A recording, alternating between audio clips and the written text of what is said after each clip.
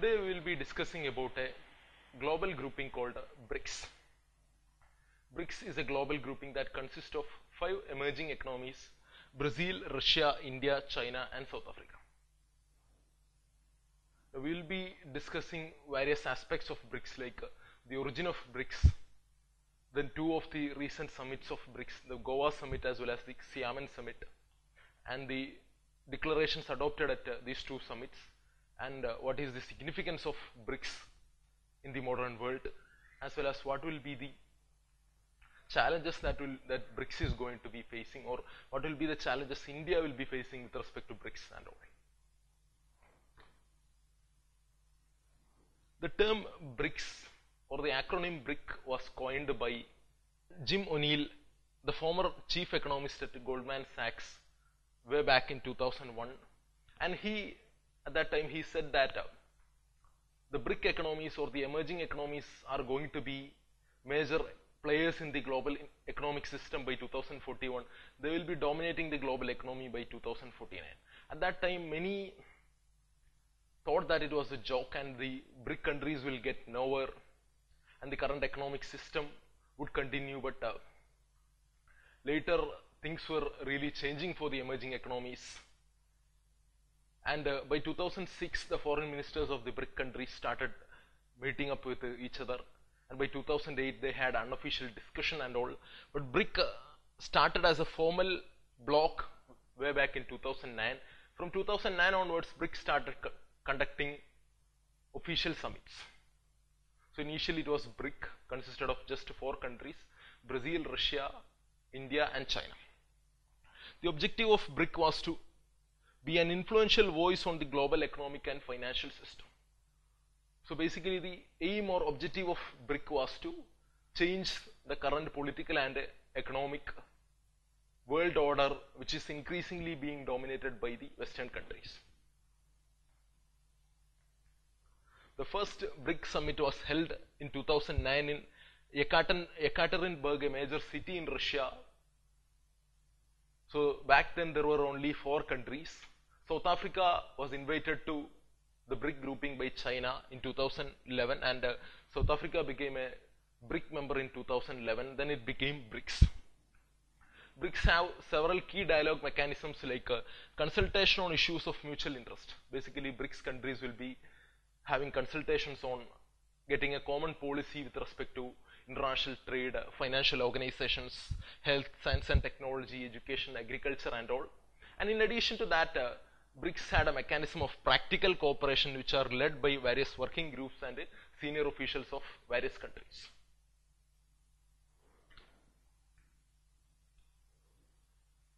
Then from 2009 onwards, BRICS has been conducting various annual summits.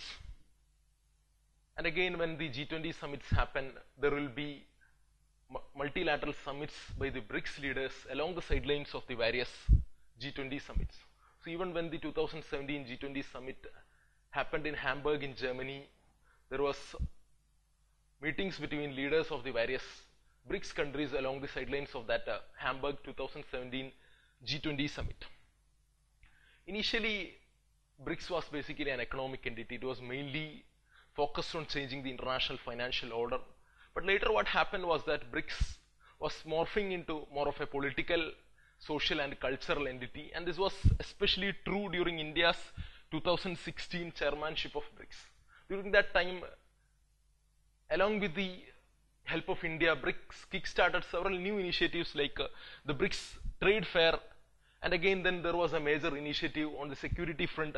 There was a meeting of the national security advisors of the various BRICS nations. Then again there you had 2 spectacular initiatives by BRICS, things like an under-17 BRICS football tournament was held. Then again in 2016, under the chairmanship of India, we kick-started the idea of a BRICS film festival. And the second edition of the BRICS film festival will be held in 2017. So BRICS was initially mainly focused on the economic areas, but later it was changing, or it was contributing more in political as well as socio-cultural areas.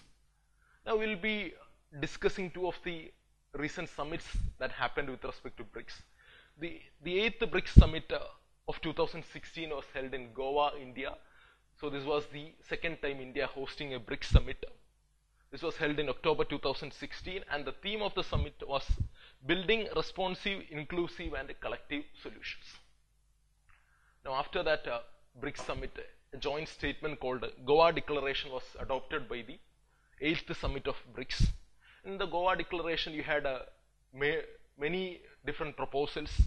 You had things like enhanced cooperation in e-commerce, intellectual property rights, micro and small and medium enterprises, etc. And again there was a major proposal, especially backed by the Indian Prime Minister Narendra Modi, setting up an independent BRICS credit rating agency. As India and many of the developing nations believes that the current credit rating agencies are often biased against the developing nations. And terrorism was an issue that was very prominently featured in the Goa Declaration of the 8th Summit of BRICS. Now this October 2016 BRICS Summit, basically it happened after the Uri attack which happened in September 2016 in India. So India saw this BRICS Summit or a multilateral summit being held on the Indian soil as a golden opportunity to condemn terrorism in all forms.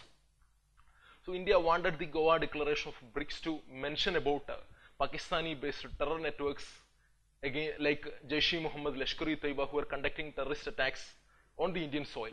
But that effort by India was blocked by China in order to protect or shield its ally Pakistan. And again Russia didn't even show any inclination towards supporting India on that particular issue. Russia was basically backing China, so there was no mention of Pakistani-based terror networks like Jaish-e-Mohammed on the Goa Declaration of BRICS, even after the infamous 2016 Uri attack. But when it came to Syria, many of the Syria-based terrorist groups were mentioned on the Goa Declaration, especially Jabhat al-Nusra, which is basically a faction of the Al-Qaeda group that was operating in Syria. Again, the Islamic State was mentioned on the Goa Declaration. Basically, Moscow had its full say on the Syria issue on the Goa Declaration, and Russia used the Goa Declaration in order to promote its view on the Syrian civil war, in order to extend its help to the Assad regime in Syria and all. Moscow widely believes that the Jabhat al-Nusra is basically a Western funded group that is operating against the Assad regime in Syria, so that was condemned as a terror network by the Goa Declaration of BRICS. But the failure, even though terrorism is mentioned around like 37 times on the Goa Declaration of BRICS, but the failure of the Goa Declaration was owing to the fact that in that particular Goa Declaration, which explicitly focused on the issue of terrorism, they basically omitted or they basically avoided talking about the key form of terrorism or the most dangerous form of terrorism, which is the state-sponsored terrorism. So that has been a major failure of the Goa Declaration. With Russia not helping India, or with Russia doing very precious little for India, China could shield Pakistan as well as Pakistani-based terror networks. In addition to the UN Security Council, China could shield these terror networks even at a multilateral summit which was held at Indian soil. So that was the sad story about that Goa Declaration of BRICS.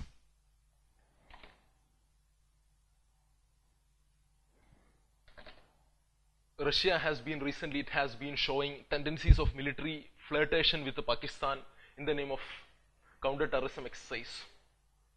Just after the Uri attack, when India was trying to isolate Pakistan internationally, Russia conducted its first ever joint military exercises with Pakistan. Again, right now, Russia is selling several advanced military equipments like the Mi-35 Hind attack helicopters to Pakistan and all. So this has been a major concern for the Indian side. And whenever it comes to major security issues, Russia has been again supportive of the Chinese position. For example, Russia has been ignoring the Indian security concerns and it has supported the Belt and Road Initiative. Again, when it came to the South China Sea issue, Russia conducted joint military exercises with China on the South China Sea. So there has been this kind of a Russo-Chinese-Pakistan nexus in the works, and that has been a very worrying concern for India, and that was reflected on the Goa Declaration also. So even though the Goa Declaration was a step back to India on that particular aspect of Pakistani-backed terrorism, the BRICS summit in Goa was a resounding success due to the BRICS BIMSTEC Outreach Summit. Basically, during the 8th BRICS Summit, BRICS leaders met with the head of governments of the various BIMSTEC countries, and this was widely believed to be a turning point for BIMSTEC. The BIMSTEC was an organization that didn't have much international relevance till that particular point of time, and even though BRICS was initially formed on 1997, it didn't have much summits. It only had 3 summits at till that particular point. So basically, this BRICS BIMSTEC Outreach Summit was 4th high-level summits between all the various head of governments of the BIMSTEC countries. And again, this was the first joint summit that BIMSTEC was having with any other multilateral grouping. So this was a huge opportunity for BIMSTEC countries.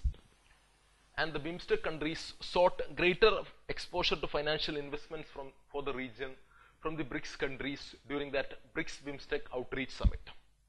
So again, now BRICS is having the BRICS New Development Bank, and that will be really beneficial for the BIMSTEC countries.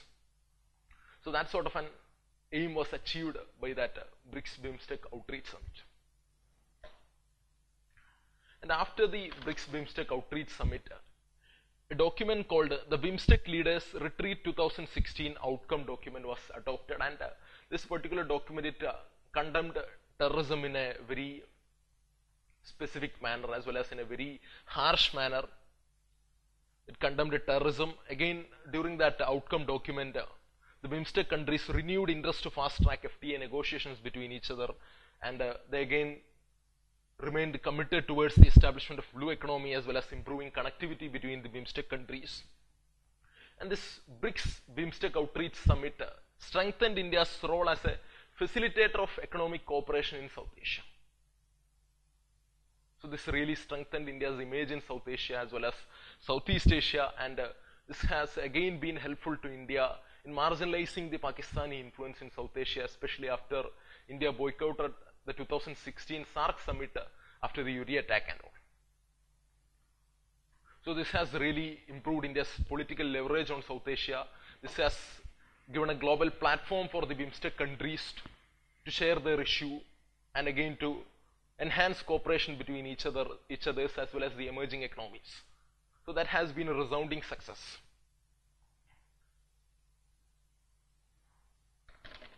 So even though there was a slight step back due to the Goa Declaration, the BRICS Summit has again re-galvanized the long-standing partnership between India and Russia. It is often said that India-Russia relations has been considered as a key pillar of Indian foreign policy itself, and we have a special and privileged strategic partnership with Russia, but there has been a huge issue. There has been huge issues propping upon India-Russia relations recently. There has been the issue of Russia conducting its first ever military exercise with Pakistan.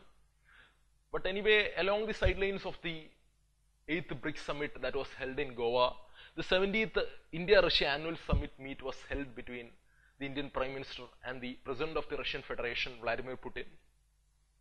And this time, several key agreements were signed between India and Russia. Especially, there were 2 key defense deals between India and Russia.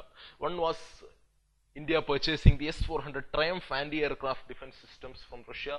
So this is basically the best Russian anti-aircraft defense system.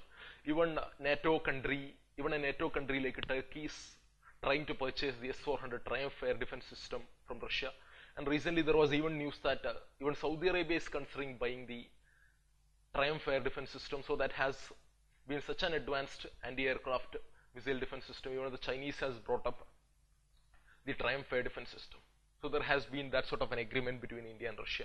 Then another key defense deal that was signed during that 70th India-Russia Annual Summit was a joint venture between India and Russia to manufacture the Kamov Ka-226T helicopters in India under the Make in India initiative. So defense is a key area under the Make in India initiative, and Russia again will be supporting India under the Make in India initiative when it comes to the joint venture to manufacture the Kamov Ka-226T helicopters in India.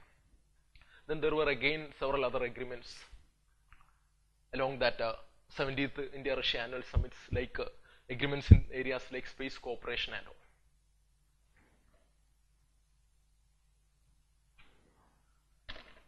Now let us have a look at the 9th BRICS summit, which was held in September 2017 in the Chinese coastal city of Xiamen. Before the Xiamen issue, there has been a lot of strategic issues between India and China, especially the Doklam issue. The Doklam issue was a huge contentious issue between India and China.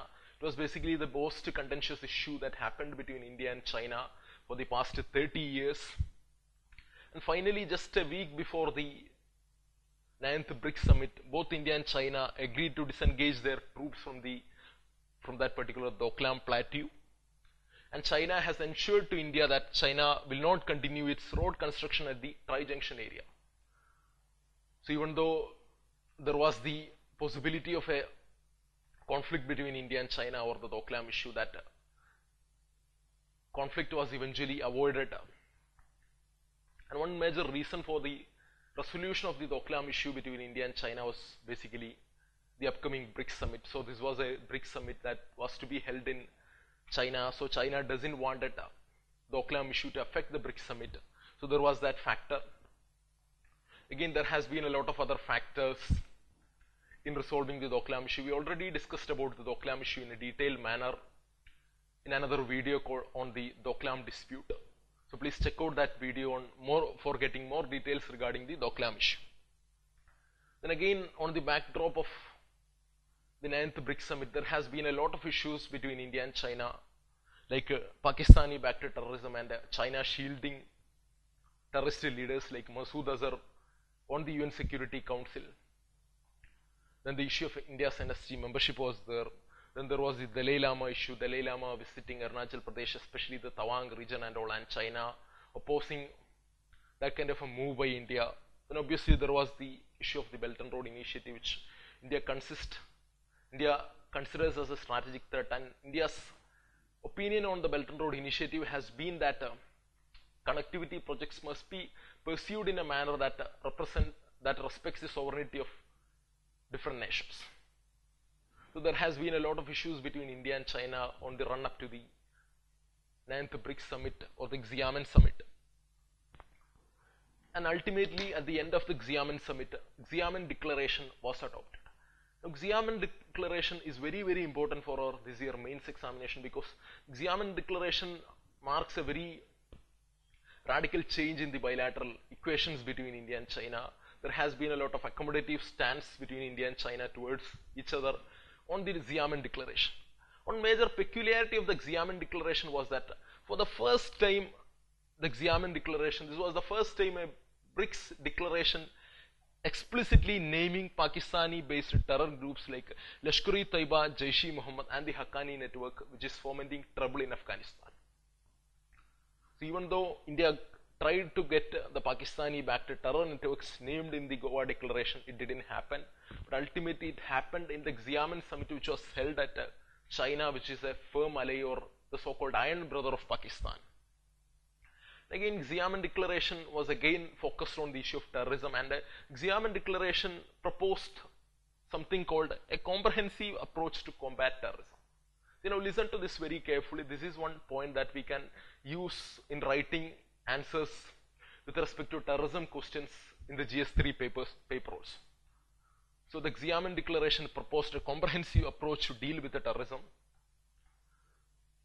In addition to taking a military offensive against various terrorist groups, Xiamen Declaration had other elements like countering the issue of religious radicalization in order to counter terrorism, then recruitment, dealing with other issues like terrorist recruitment, movement of terrorists, etc. And then supply of weapons to terrorists, basically arms smuggling as well as money laundering. So we can only fight the menace of terrorism by covering up all these important aspects which are related with the terrorism. So the Xiamen Declaration proposed a comprehensive, a complete package on dealing with the terrorism. Then again, there has been a lot of climate diplomacy initiatives under the Xiamen Declaration. It promoted the most effective use of fossil fuels and a wider use of gas, hydroelectricity as well as nuclear power. Again, Xiamen Declaration proposes to make the BRICS countries as low emission economies, as well as, again, it aims to provide a better energy access as well as sustainable development. So there was this sort of ideas mentioned on the Xiamen Declaration. Again, there has been several climate diplomacy initiatives, like commitment to promote green development as well as a low carbon economy in the context of sustainable development and poverty alleviation. So Xiamen Declaration marks a huge commitment by the BRICS countries towards climate change mitigation efforts. So it basically explicitly focuses on areas like green development, sustainable development and poverty alleviation and all. Then again, another area of cooperation, or another area that is very frequently mentioned in the Xiamen Declaration, is on the case of anti-corruption mechanisms. So it is again aimed at enhancing the BRICS anti-corruption cooperation as well as supporting the strengthening of international cooperation against corruption. So you had this kind of corruption issues in China, India, Brazil and many of the BRICS countries. And the Chinese President Xi Jinping recently has even launched an anti-corruption movement in China and all. So there has been this anti-corruption stance on the Xiamen Declaration also. And the BRICS countries took a very hardline posture against the recent nuclear proliferation issue by the Hermit Kingdom of North Korea. They strongly deplored the North Korean nuclear tests. So there has been this commitment towards the nuclear non-proliferation also. And one very interesting thing to note down on the Xiamen Declaration was there was no reference or no mention at all about the Chinese Belt and Road Initiative on the Xiamen Declaration, which was proposed after a BRICS summit which was held at China itself. So again, you can see that China accommodating concerns of India, China respecting India's stand on the Belt and Road Initiative. So there has been that factor also from the Xiamen Declaration. When Prime Minister Narendra Modi had a meeting with the Chinese President Xi Jinping along the sidelines of the Shanghai Cooperation Organization Summit, one thing that Modi really mentioned to Xi Jinping was that even though India and China has a lot of issues between each other, if they can respect the core concerns of each other, India and China can have a much more enhanced cooperation. So in the Xiamen Declaration, you can see signs of change in India-China relations. Basically, it shows things like China respecting India's core concerns, like its security concerns, respecting India's stand on the issue of terrorism and all. So Xiamen Declaration basically was a very positive change in India-China relations. So China respected some of the core concerns of India with respect to Pakistani-backed terrorism, as well as its various security issues. It was actually expected that due to the Doklam issue and all, the India-China equation in BRICS might be really ruined during the Xiamen summit, but actually just the opposite happened. So that was a very positive change for India.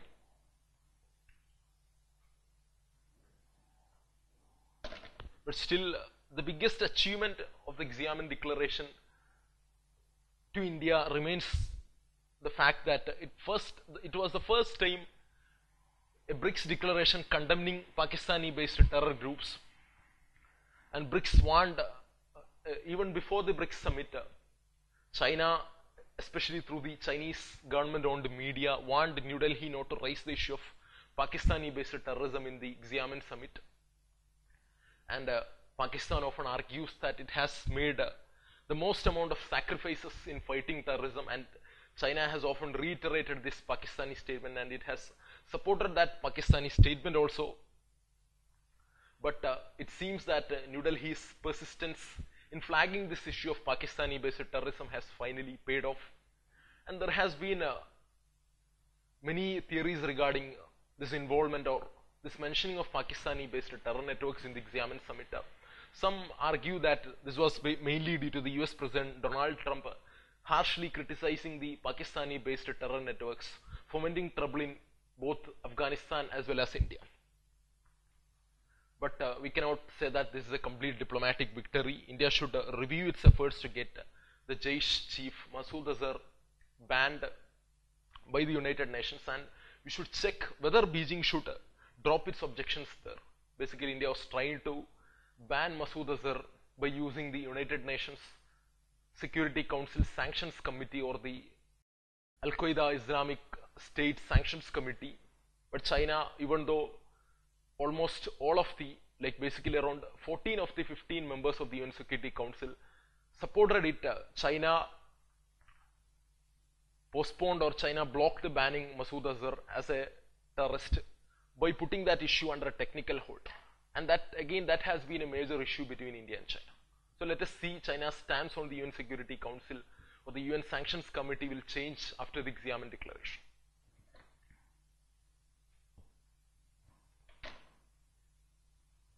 Now we will analyze how BRICS summit helped India to resolve the Doklam issue. It has been widely believed that India's clever use of the BRICS card allowed it to resolve the Doklam issue. Basically, BRICS has a lot of importance to China. BRICS basically symbolizes China willing to play a greater power in the global power dynamics. China's membership in BRICS has concretely promoted its interests in many ways. Like for example, when BRICS was pushing reform of the various international financial institutions, that basically increased China's voting rates in the International Monetary Fund and all. Basically, the BRICS push for the reform of the various international financial organizations has led to greater accommodation for China in the IMF. Then again, China has used BRICS as a platform to challenge the agenda-setting power of the Western nations, especially the Atlantic powers under the leadership of the United States.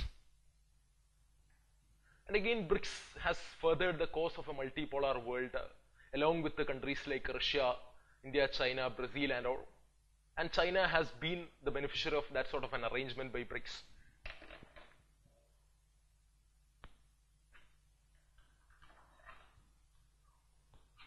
But many of the Western analysts has criticized BRICS in very severe terms in the past.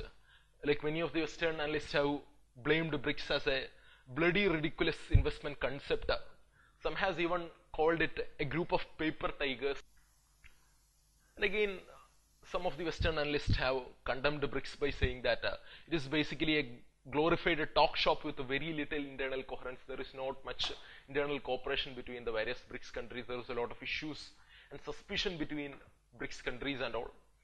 Again, Western countries view with BRICS with a very big suspicion, and they often accuse BRICS of trying to promote an illiberal world order, considering the fact that two of the major prominent powers in BRICS, China and Russia, are basically not at all democratic and all. And that is where India's membership of the BRICS really assumes significance. Basically, India's membership of the BRICS really boosts the credential as well as the international political leverage of BRICS. India has close relationship with the United States, and again, India is the world's largest democracy. India is really committed towards a liberal democratic world order, so that really promotes the political leverage of BRICS also. And it is widely said that India's membership in BRICS prevents BRICS from being an anti-Western coalition led by the Russian muzzle or the Russian military equipments and Chinese money. So that has been one major challenge before China, before the Xiamen summit. If Narendra Modi, the Indian Prime Minister, was to boycott the BRICS summit, BRICS would have, that will forever change the perception about BRICS. BRICS would have been seen as a mixture of expansionist powers like Russia and China and perennial basket cases or troubling economies like Brazil and South Africa. So the perception of BRICS might have been really ruined if India had boycotted that Xiamen summit of BRICS. And the Chinese President Xi Jinping is basically trying to improve his image. He is trying to fashion himself as the champion of globalism in the era of Donald Trump and Brexit. So there has been that sort of a change by China. China is now trying to showcase itself as a promoter of globalization and all.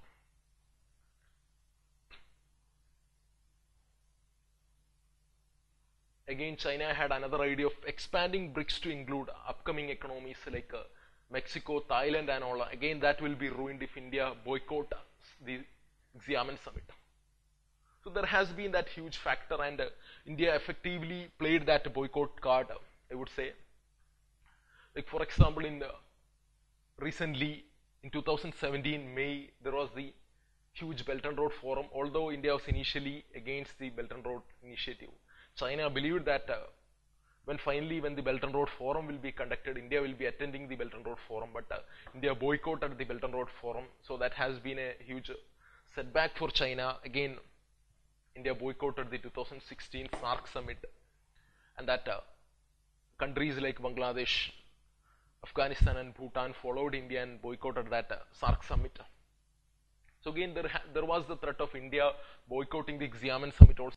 So one thing we understood after that Xiamen summit of BRICS was that the very institutions that have facilitated China's rise to the global political order, the very institutions that have facilitated China's prominence, can be potentially used to constrain its behavior and shape its policies. So BRICS is an organization that brought China into the mainstream of international political and economic order. But that very BRICS can be used in order to limit the Chinese policy choices, or in order to constrain its behavior on the international arena. And that is what India accomplished successfully during the Xiamen summit, as well as on the Doklam issue. Many have written of the global grouping of BRICS. Many have even argued that the BRICS countries will collapse, or the emerging economies are failing and all. So what is the significance of BRICS? That will be one idea that we will be looking into. So BRICS, right now it controls around 43% of the global population. It contributes 23% of the world GDP. And again, 18% of share in the world trade is being controlled by the BRICS countries. So BRICS has a lot of influence over the international political and economic order. Again, BRICS countries are central members of various multilateral arrangements like G20, the Nuclear Security Summit and all. And recently there was the creation of the New Development Bank as well as the BRICS Contingency Reserve Arrangement. So that has again boosted the credentials of the BRICS global grouping. Especially the New Development Bank. The New Development Bank will be funding various public as well as private projects, especially focusing on the infrastructural sector. So BRICS establishing a new global financial institutions, BRICS has proved that, or BRICS has demonstrated to the world that it can stand on its own as a global grouping, as a very powerful global grouping that can sort of change the power equations on the international arena for the foreseeable future. Now, what are the challenges that India is facing with respect to BRICS? Basically, the main problem that BRICS is encountering these days is massive economic weight of China. Even if you add all the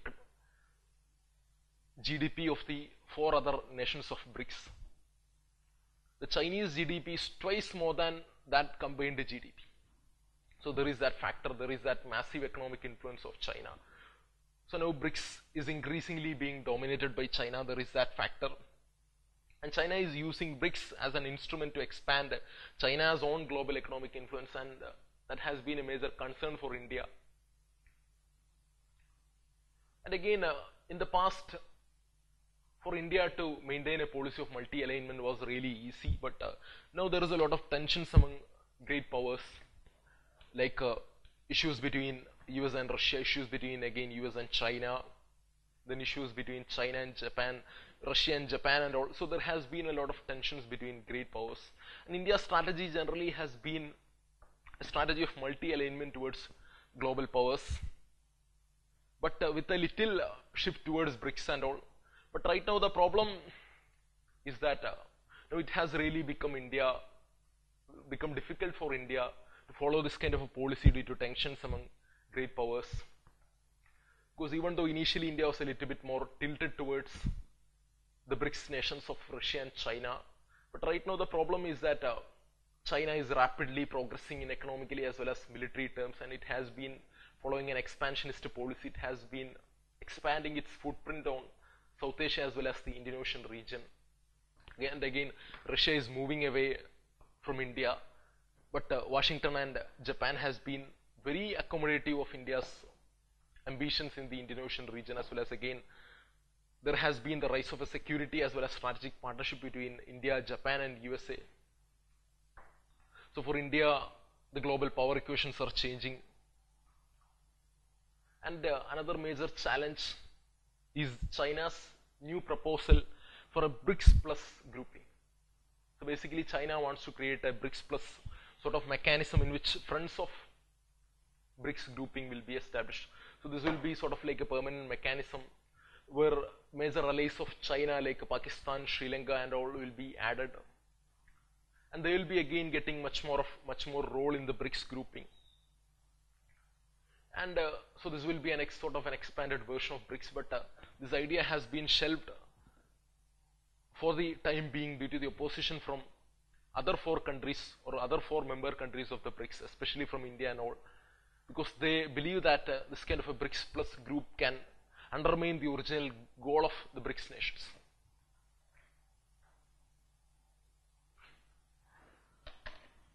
Now, in order to conclude things, the theme of the 2017 Xiamen Summit of BRICS was stronger partnership for a brighter future, and that should be our aim with the BRICS grouping, India and China, but the issues between India and China like the boundary dispute, the trade issue, all these issues has been tearing up BRICS apart internally, and this has been a major problem for BRICS as an organization itself. BRICS, even now BRICS is really lacking an internal coherence. We need to patch up this particular issue. India and China must use BRICS to build a house and not a wall. India and China must use BRICS to radically alter their bilateral cooperation into a much more cooperative manner. And considering the future of BRICS, Brazil was in a recession, but now its economy is patching up. Brazil is likely to come out of recession, and due to a recent deal between the OPEC countries and Russia in order to cut down oil production, basically oil prices are rising and Russian economy again will be getting back, Russian economy will be progressing, and India and China again are rapidly progressing. So the future looks very bright for the BRICS countries.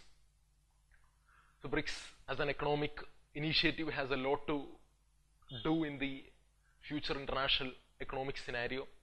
Then another initiative that was mainly proposed during the 2016 Goa summit of BRICS was the BRICS rating agency, but as of now there hasn't been much initiatives regarding the BRICS rating agency. Although the Indian side, especially the Prime Minister Narendra Modi, has been really behind that particular BRICS rating agency initiative, so that is one thing that India is really looking forward to with respect to BRICS. Now, what should be India's strategy towards BRICS as well as the whole idea of multipolar world? Immediately after the collapse of the Soviet Union in the post-Cold War era, India was really afraid of a unipolar world order where the United States will be dominating the globe and the United States might be a security or a strategic threat to India and all.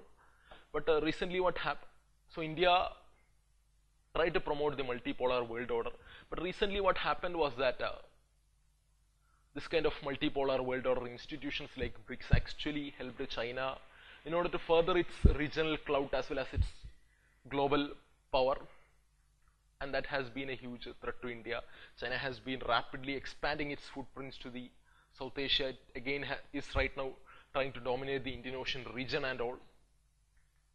So India really has that sort of a concern with respect to BRICS. And again, in the past, with respect to Russia, India had a very sentimental approach. We had such a favorable view of Russia, but right now the problem is that after Russia's annexation of Crimea, there was the Western sanctions against Russia, and now Russia is explicitly economically like really dependent on China, and this is a huge problem for Russia.